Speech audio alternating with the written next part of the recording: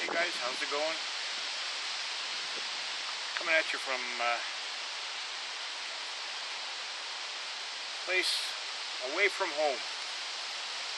Amber and I took a little trip on the camper. I'm going to see if I can get the map open and show you where we are.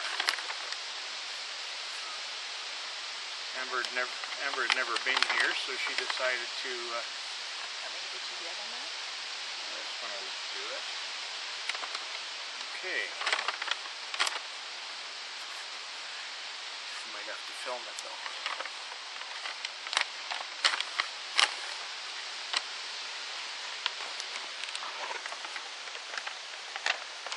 Okay, here's southern Manitoba. This is the Ontario border. So Ontario's over here, Manitoba goes over to Saskatchewan there. Here's Winnipeg, the main center, and we live around here. And we went along here up to there, Steep Rock. That's where we're sitting right now, at a campground in Steep Rock. And we're right beside the second biggest lake in Manitoba. The biggest one being Lake Winnipeg. I don't know if that gives you a better indication of just how big the lake is. We're right here. Okay, we're right there. Right here. Yep. This is Lake Winnipeg. Yep.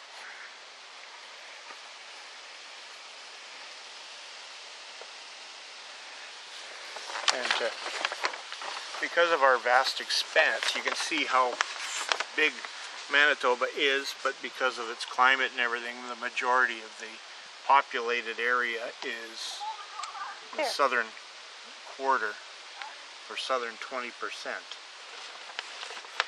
Now, in my travels working, I have been to several of these places. I've been to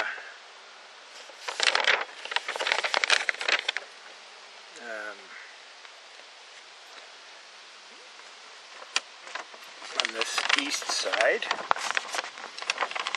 Beset, Barons River, Poplar Point, Little Grand Rapids. These are all reserves or First Nation areas, and they're all helicopter access. I've also been to St. Therese Point and God's Lake Narrows and God's River. Flying from God's River to God's Lake Narrows by plane, it's just basically across a lake. So the plane doesn't get much more than about 200 feet off the surface, and it just feels like you're going so fast. It's kind of neat. I've also been up from Thompson up through here to Leaf, which is there. No, that's Lynn. No, that's Leaf Rapids. Leaf Rapids right there. My eyes are blurry. I've also driven this road here to go to Gillam, which is about 300 kilometers. And then you got to cross a dam and then come back a whole bunch to get there. You drive here within basically about 1 or 2 kilometers of Gillam, but you can't cross the dam that's there. It's too small. So you actually have to go past to another one and cross there. And then I've gone up this way. There is a dam up on this river. It doesn't show, but there's a dam up here called Limestone. And some of the sites that I have... Upper Limestone. Oh, there it is. Some of the sites that I went to include Amory,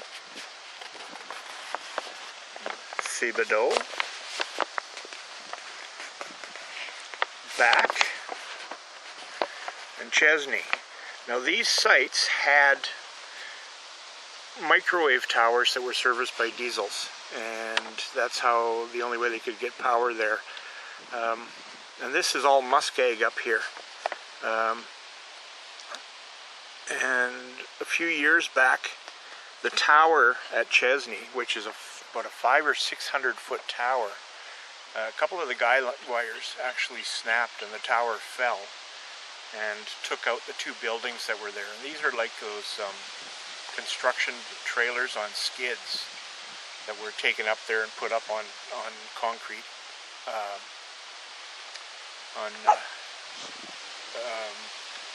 can't think of the term, concrete piles. But the tower, when it came down, it destroyed both buildings, including one of the buildings housed the 3 generators, and one of the other building had the equipment. And also there were a couple of 10,000 gallon diesel fuel tanks there that were destroyed, which really made a mess of the muskeg. So rather than build a new tower there, they finally put fiber optics in here. But until it was done, that wiped out the phones to Churchill, which is a fair-sized community. That's the port in Manitoba where they ship grain out through the Hudson Bay. So a very short shipping period because the ice will stay on here. Is that the... No, just birds chirping. Yeah, the ice will stay on there for, until May or June. So they only have a couple of months to ship.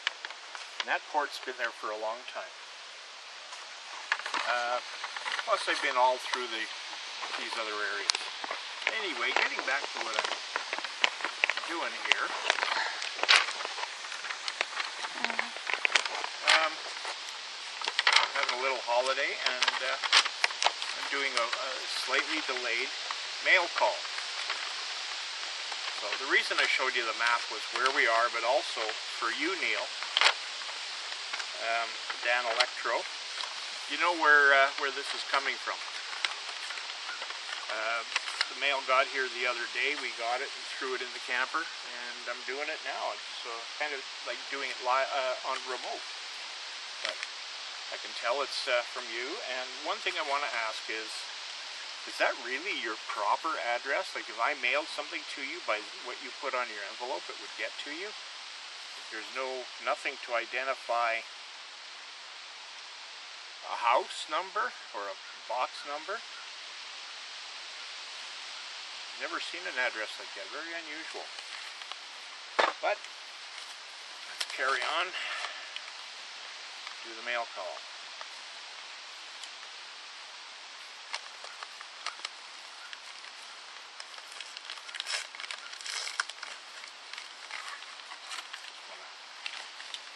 Make sure I don't cut anything. I want this. Amber wants the address. She's writing the addresses down for me on And also taping them. and taping them. Gluing their actual writing on. Gluing the actual writing on them. On the cards. Putting them on like recipe cards for me. So I know who I've communicated with or who have communicated with me. Sent me stickers or whatever. So here we go.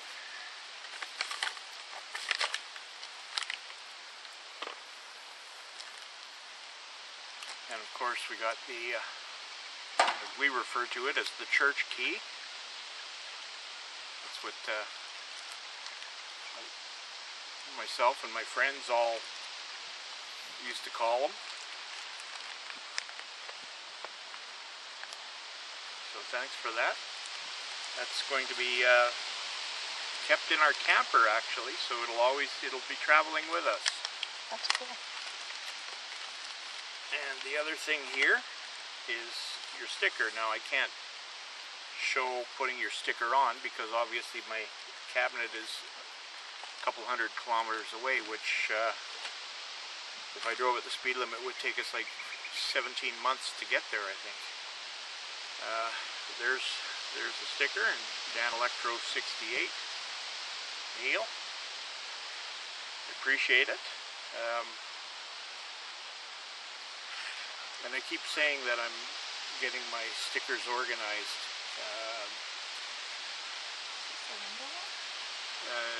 It's one of those ones that just has the... It's got the one on the top. You put it on and then peel the top off, and it'll just only have the black.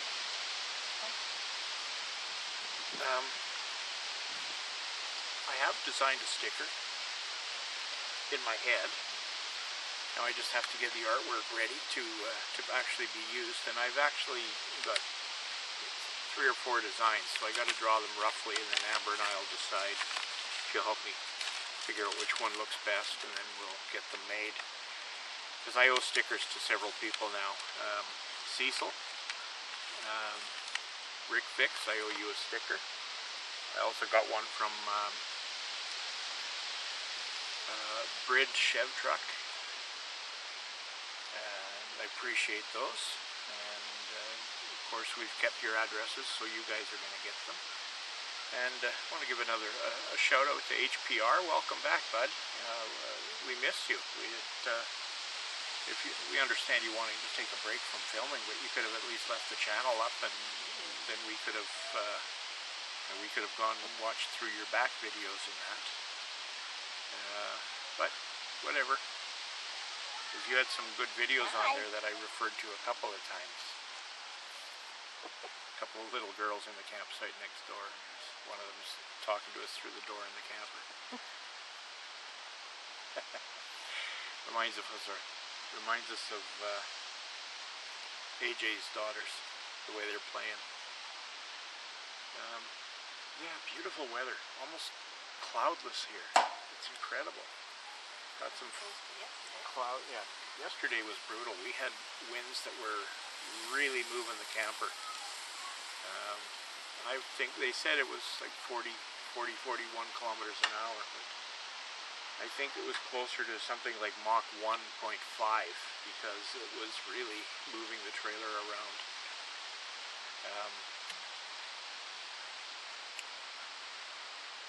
And with my sleeping the way it goes, I was kind of hoping that I'd get a nice sleep with the fresh air and everything, but no.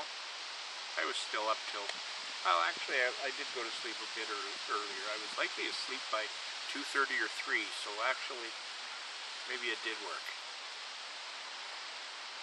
So,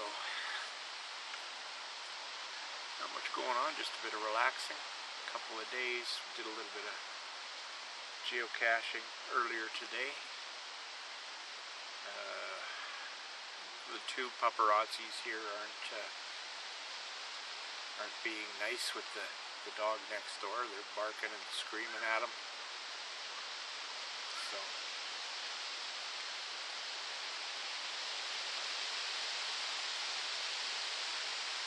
anyway, gonna shut her down, and John Kerry,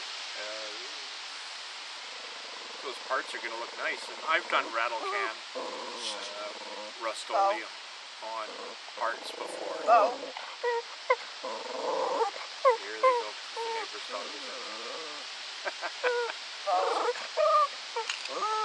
Yeah, stop it.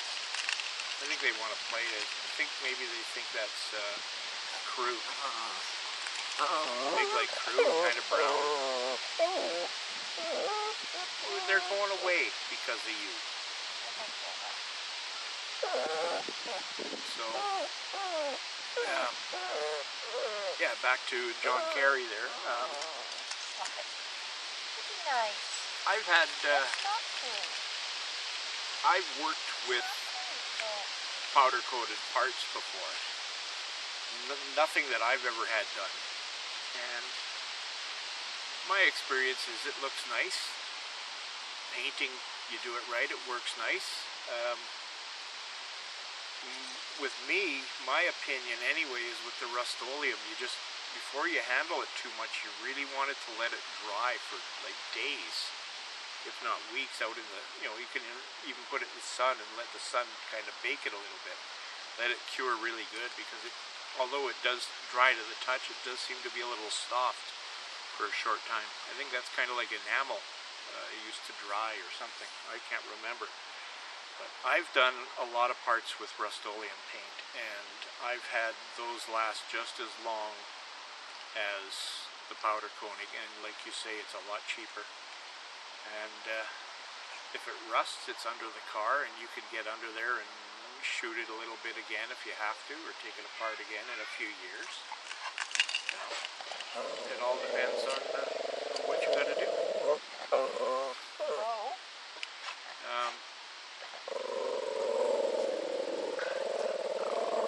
Hey. B.W. Darren, nice road trip. It's just too bad that you got into that Watkins Glen traffic.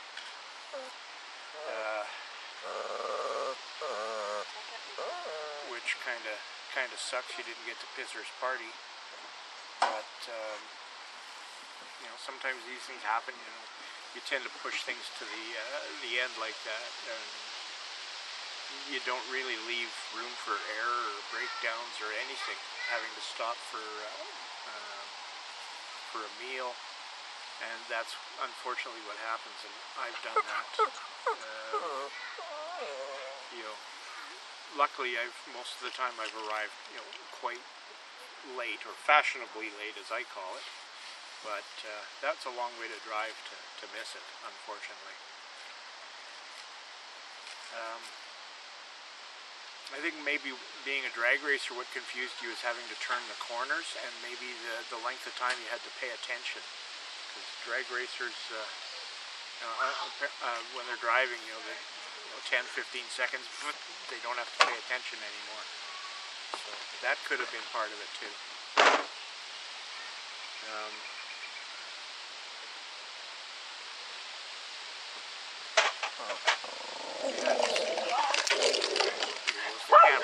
Because they're hooked on the camera. I'm gonna shut her down anyway before they do pull it over. So from Steep Rock, Manitoba, Grandpa's garage, and take it easy. Have a good one.